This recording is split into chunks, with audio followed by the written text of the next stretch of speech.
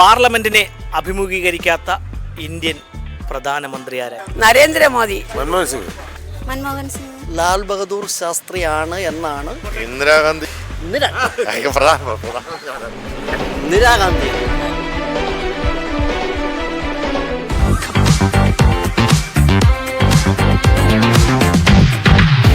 നമസ്കാരം. News diary കേരളത്തിൻ്റെ 1000 ചോദ്യങ്ങളും കൈനിറയ സമ്മാനങ്ങളും എന്ന പ്രോഗ്രാമിൻ്റെ പുതിയൊരു ഭാഗത്തേക്ക് ഏവർക്കും ഒരിക്കൽ കൂടി ഹൃദയം നിറഞ്ഞ സ്വാഗതം.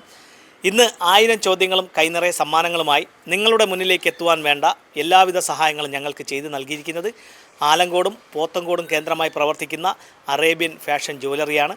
അവർ നൽകുന്ന മനോഹരമായ സമ്മാനവുമായിട്ടാണ് ഞങ്ങൾ നിങ്ങളുടെ മുന്നിലേക്ക് എത്തുന്നത്.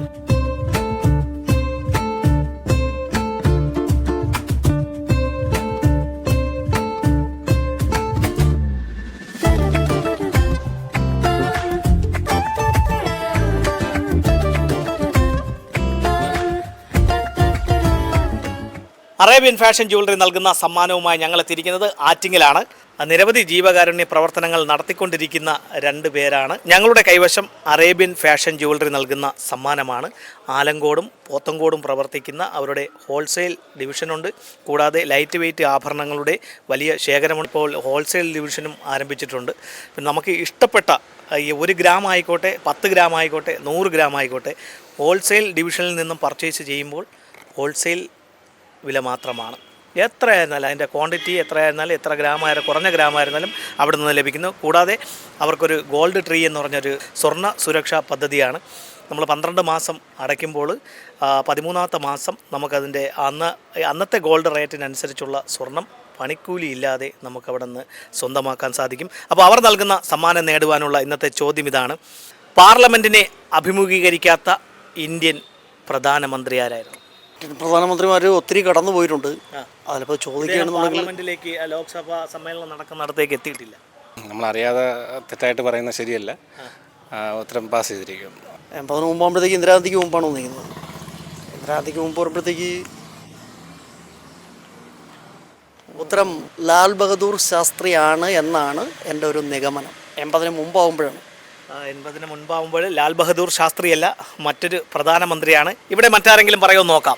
അറേബ്യൻ ഫാഷൻ ജ്വല്ലറി നൽകുന്ന സമ്മാനമാണ്. ആലങ്കോടും പോത്തങ്കോടുമായിട്ട് പ്രവർത്തിക്കുന്ന അവിടെ സിഗ്നേച്ചർ ഡിവിഷനുണ്ട്. കൂടാതെ ഹോൾസെയിലിൻ്റെ മറ്റൊരു ഭാഗമുണ്ട്. ലൈറ്റ് വെയ്റ്റ് ആഭരണങ്ങളുടെയും ഡയമണ്ടിൻ്റെയും വിപുലമായ ശേഖരമുണ്ട്. അവർ നൽകുന്ന സമ്മാനം നേടുവാനുള്ള ചോദ്യം ഇതാണ്: ഇന്ത്യൻ പാർലമെൻറ്റിനെ അഭിമുഖീകരിക്കാത്ത ഏക ഇന്ത്യൻ പ്രധാനമന്ത്രി ആരാണ്? നമ്മളെ പിണറായിയെ കാണും, പക്ഷേ അയാളെ പറയാൻ പറ്റില്ലല്ലോ. അയാൾ എല്ലാത്തിലുണ്ടല്ലോ. പിന്നെ ഇനിയിപ്പോൾ അതിൽ അതല്ല നമ്മളെ മുഖ്യമന്ത്രിയല്ലേ അഭിമുഖീകരിക്കാത്ത ഒരാളാരെന്നാണ്. അതായത് ഇന്ത്യൻ പാർലമെന്റിൽ അദ്ദേഹം എത്തിയിട്ടില്ല, പക്ഷേ ഇന്ത്യൻ പ്രധാനമന്ത്രിയായിരുന്നു. നരേന്ദ്രമോദി വന്നിട്ടില്ല എന്ന. നരേന്ദ്രമോദി ഇന്ത്യൻ പാർലമെന്റിനെ അഭിമുഖീകരിച്ചിട്ടുണ്ട്. അപ്പോൾ എല്ലാ സമ്മേളനങ്ങളിലും ഉണ്ടല്ലോ, രാജ്യസഭയുടെയും. ഈ പാർലമെന്റ് വന്നിട്ടുണ്ടോ? എന്തായാലും മറ്റാരെങ്കിലും പറയാൻ നോക്കാം. മൻമോഹൻ സിംഗ്. ഞാൻ അവിടുത്തെ ഹെഡ്മാഷ് അല്ലായിരുന്നു. എൻ്റെ അടുത്ത് വന്നിട്ടുണ്ടാന്ന് ചോദിക്കാം. നിങ്ങൾക്ക് അറിയാമോ? ഇല്ല, ഞാൻ ചോദിച്ചത്, ഞാൻ അതാണ് പറഞ്ഞത്. മുഖ്യമന്ത്രിയല്ല, പ്രധാനമന്ത്രി. അറിയില്ല. ആലങ്കോട് കേന്ദ്രമാക്കിയും പോത്തങ്കോട് കേന്ദ്രമാക്കിയും പ്രവർത്തിക്കുന്ന അറേബ്യൻ ഫാഷൻ ജ്വല്ലറി നൽകുന്ന സമ്മാനമാണ്. അറേബ്യൻ സിഗ്നേച്ചർ നൽകുന്ന സമ്മാനമാണ്. ഞങ്ങളുടെ ചോദ്യത്തിന് ശരിയായിട്ടുള്ളൊരു ഉത്തരം നൽകുക, സമ്മാനം നേടുക. പാർലമെന്റിനെ അഭിമുഖീകരിക്കാത്ത ഇന്ത്യൻ പ്രധാനമന്ത്രി ആരായിരുന്നു?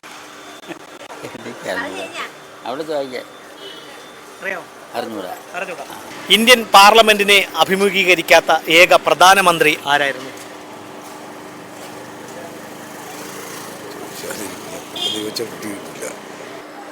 ലാൽ ബഹദൂർ ശാസ്ത്രിയാണല്ലോ. ലാൽ ബഹദൂർ ശാസ്ത്രിയല്ല. ഇവിടെ മറ്റാരെങ്കിലും പറയുമെന്ന് നോക്കാം. അറേബ്യൻ ഫാഷൻ ജ്വല്ലറി നൽകുന്ന സമ്മാനമാണ് ഞങ്ങളുടെ കൈവശം. ലൈറ്റ് വെയ്റ്റ് ആഭരണങ്ങളുടെയും ഡയമണ്ട് ആഭരണങ്ങളുടെയും വിപുലമായ ശേഖരമുണ്ട്. കൂടാതെ അവിടെ ആലങ്കോട് പോത്തങ്കോട് ഷോറൂമുകളിൽ ഹോൾസെയിലുണ്ട്, റീറ്റെയിലുണ്ട്. അതെല്ലാം അറിഞ്ഞിരിക്കുകയാണ്.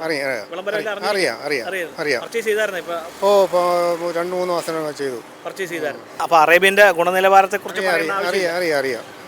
അവർ നൽകുന്ന സമ്മാനം നേടുവാനുള്ള ചോദ്യം ഇതാണ്: ഇന്ത്യൻ പാർലമെന്റിനെ അഭിമുഖീകരിക്കാത്ത ഏക പ്രധാനമന്ത്രി ആരായിരുന്നു?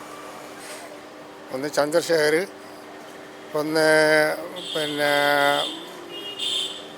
അതിൽ പിന്നെ ദേവഗൗഡ, അതിന് ശേഷം മോഹൻ സിംഗ്, എല്ലാവരും പ്രതാപ് സിംഗ്, അത് കഴിഞ്ഞിട്ട് പാർലമെന്റ് സമ്മേളനം നടക്കുന്നതിന് മുമ്പ് അദ്ദേഹത്തിന്റെ അടപ്പൂരി. എന്ന് പറയാൻ കഴിയില്ല, നോക്കിയെടുത്തേ പറ്റൂ. ഓക്കെ. അറേബ്യൻ ഫാഷൻ ജ്വല്ലറി നൽകുന്ന സമ്മാനമാണ് ഞങ്ങളുടെ കൈവശം. അറേബ്യൻ, ആലങ്കോടും പോത്തങ്കോടും അവരുടെ സിഗ്നേച്ചർ ഡിവിഷൻ ആരംഭിച്ചു കഴിഞ്ഞു. അവർ നൽകുന്ന സമ്മാനം നേടുവാനുള്ള ചോദ്യം ഇതാണ്: പാർലമെന്റിനെ അഭിമുഖീകരിക്കാത്ത ഏക ഇന്ത്യൻ പ്രധാനമന്ത്രി ആരായിരുന്നു? മറ്റേ പാർലമെന്റിൽ മത്സരിക്കാതെ മറ്റേ രാജ്യസഭയിൽ അറിയാൻ മന്ത്രിയല്ല.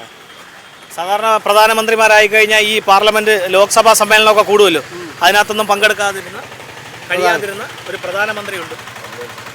മൻമോഹൻ സിംഗ് മൻമോഹൻ സിംഗ് അല്ല. അല്ല, മൻമോഹൻ സിംഗ് അല്ല.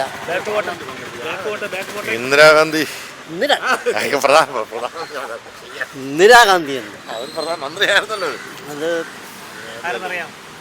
അതിൽ പങ്കെടുക്കും. ഒരു ദിവസം 2 ദിവസം ഇന്ദിരാഗാന്ധിക്ക് മുമ്പോട്ട് വിട്ടു. രാജേന്ദ്ര പ്രസാദ്, ദിവസമല്ല, മാസങ്ങൾ തന്നെയായിരുന്നു.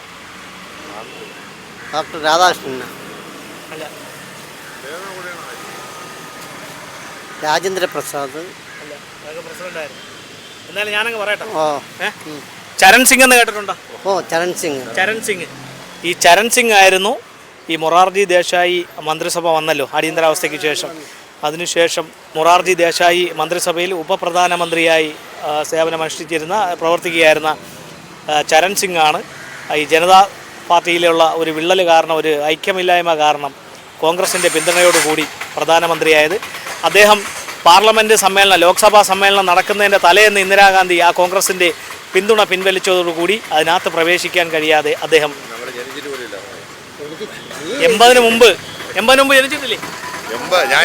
അപ്പോൾ ഇതുപോലെ ചരൺ സിംഗ് ആണ് ഇന്നത്തെ ചോദ്യത്തിൻ്റെ ശരിയായിട്ടുള്ള ഉത്തരം.